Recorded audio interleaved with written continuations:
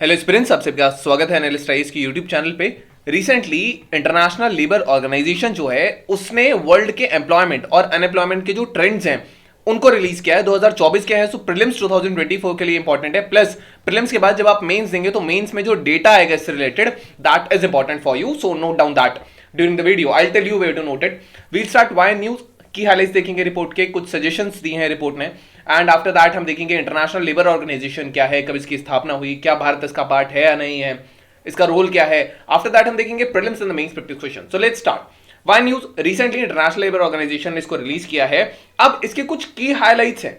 Basically अगर हम बात करेंगे तो सबसे पहला आता है रेजिलियंस और इकोनॉमिक कंडीशन डिटोरिएट हो रही है। हो ये रहा है डिस्पाइट जो इकोनॉमिक कंडीशंस है वो जो डिटोरिएट हो रही है, जैसे वॉर है, इसके अलावा पेंडेमिक आया था। सो जो ग्लोबल लेबर मार्केट है यहाँ पे रेजिलियंस थी।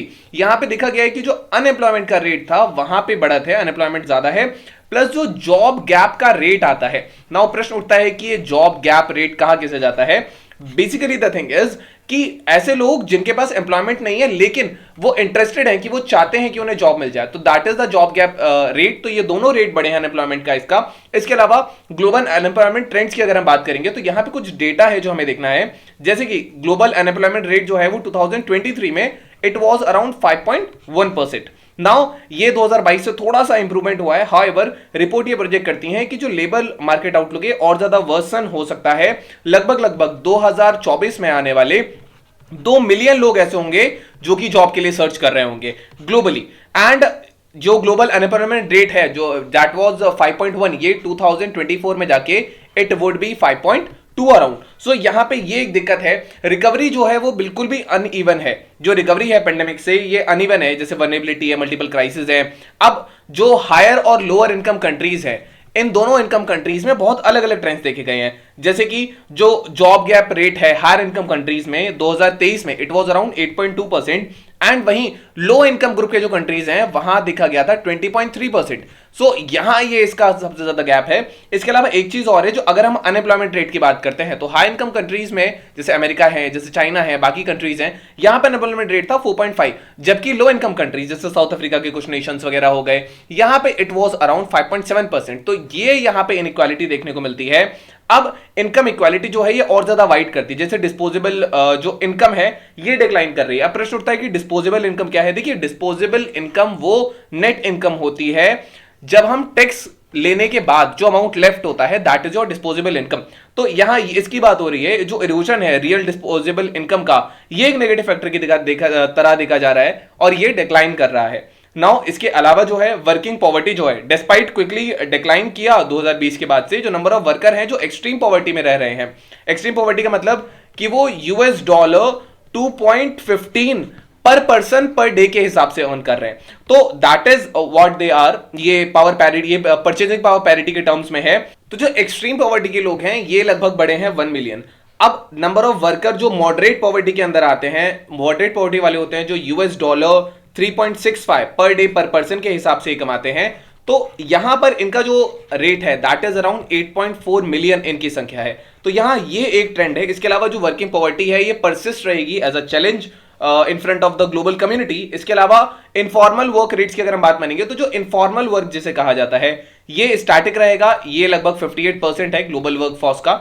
नाउ लेबर मार्केट के में कुछ इम्बैलेंसेस हैं, जैसे हम प्री पेंडेमिक लेबर मार्केट में अगर आते हैं तो यहां पे बहुत डाइवर्शन देखा गया है। वुमेन का पार्टिसिपेशन बहुत बाउंस बैक किया है, अचानक से क्विकली किया है, लेकिन जो जेंडर गैप है वो अभी भी परसिस्ट करता है। वुमेन का जो रेट है एम्प्लॉयमेंट में वो तो ठीक है, पर जेंडर गैप है स्पेशली इमर्जिंग और डेवलपिंग नेशंस में, तो यहां ये एक चीज देखने को मिलती है। इसके अलावा जो यूथ का अनएम्प्लॉयमेंट रेट है और जो नीट कहा जाता है, NEET basically not in employment education and training, जो ऐसा कुछ भी नहीं कर रहे हैं, ये कैटेगरी बहुत ज्यादा है और ये आगे लॉन्ग टर्म एम्प्लॉयमेंट प्रोसेस में बहुत ज्यादा जो है वो चैलेंज लेकर के आएगी। इसके अलावा प्रोडक्टिविटी ग्रोथ की कुछ बातें हैं, जैसे कि जो पोस्ट पेंडेमिक बूस्ट मिला था, लेबर प्रोडक्टिविटी वो रिटर्न की थी और कुछ चीजें देखी गई थी, लेकिन प्रोडक्टिविटी ग्रोथ जो है ये स्लो है। टेक्नोलॉजिकल एडवांसेस हैं, इन्वेस्टमेंट भी इंक्रीजेस है, लेकिन बैरियर्स हैं, जैसे स्किल्स नहीं है लोगों के पास, स्किल्स की शॉर्टेज यहां पे हो जाती है। डोमिनेंस है, जो लार्ज डिजिटल जो मोनोपोलीज हैं उनका यहां मार्केट में जो है वो डोमिनेंस रहता है। लेकिन यहां यह कहना भी गलत होगा कि जो इम्बैलेंस है ये केवल पेंडेमिक की वजह से नहीं है, ये हो सकता है कि ये स्ट्रक्चरल इकोनॉमी की वजह से हो।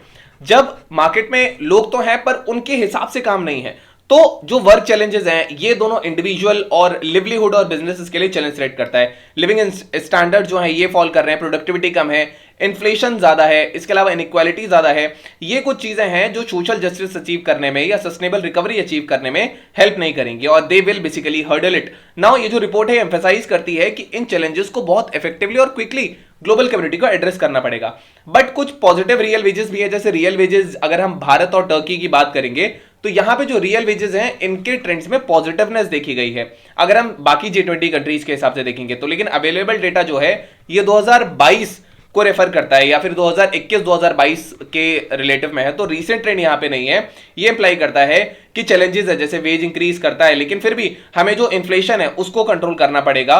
ये कुछ चीजें हैं। बाकी जो G20 कंट्रीज हैं यहां पे जो रियल वेजेस हैं वो फॉल हुए हैं, जैसे कि पर्टिकुलरली ब्राजील, इटली और इंडोनेशिया में।